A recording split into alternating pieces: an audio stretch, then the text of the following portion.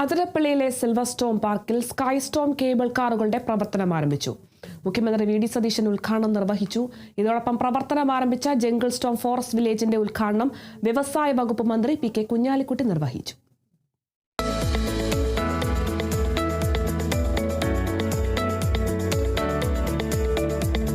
ദിവസേന 5000-ലധികം സന്ദർശകർക്ക് അതിശയിപ്പിക്കുന്ന ആകാശയാത്രയുടെ നവ്യാനുഭവം ആസ്വദിക്കാൻ കഴിയുന്ന രീതിയിലാണ് കേബിൾ കാറിന്റെ സഞ്ചാരപാത.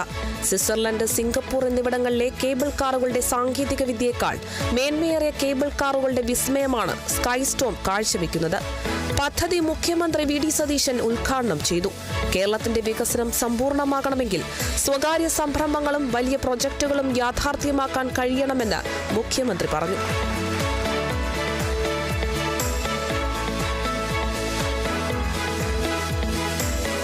ഇതോടൊപ്പം ആരംഭിച്ച ജംഗിൾ സ്റ്റോം ഫോറസ്റ്റ് വില്ലേജിന്റെ ഉദ്ഘാടനം മന്ത്രി പി കെ കുഞ്ഞാലിക്കുട്ടിയും നിർവഹിച്ചു.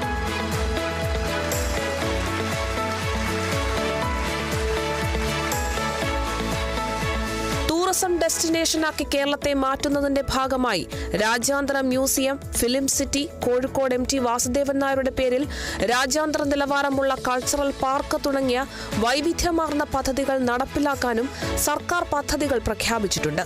ഇത്തരത്തിലുള്ള സർക്കാരിന്റെ ശ്രമങ്ങൾക്ക് വലിയ പിന്തുണയാണ് സിൽവർ സ്റ്റോം പാർക്കിന്റെ ഭാഗത്തു നിന്നും ഉണ്ടായതെന്ന് മുഖ്യമന്ത്രി പറഞ്ഞു. MT വാസുദേവൻ നായരുടെ നാമധേയത്തിലുള്ള അന്താരാഷ്ട്ര നിലവാരമുള്ള ഒരു കൾച്ചറൽ പാർക്ക്, ഇതെല്ലാം ഒരുപാട് ആളുകളെ ഇത്തരം കാര്യങ്ങളിലേക്ക് വൈവിധ്യമാണ്.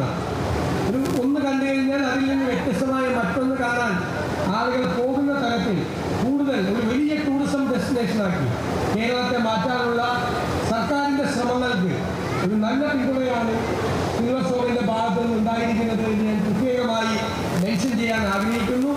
ചടങ്ങിൽ മന്ത്രിമാരായ Roji M. John, OJ Janeesh, PC Vishnunath, Benny Behanan MP, Saneesh Kumar Joseph MLA, ജില്ലാ collector Shikha Surendran, silver storm managing director AI Shalimar, director Sankarakrishna Ramalingam, seashore Muhammad Ali, promoter Siraj, K. Aravindakshan, Swathi Shah, Muhammad Hashim, K. Ramachandran, DIC general manager Sheeba, chairman Abdul Jaleel എന്നിവർ പങ്കെടുത്തു.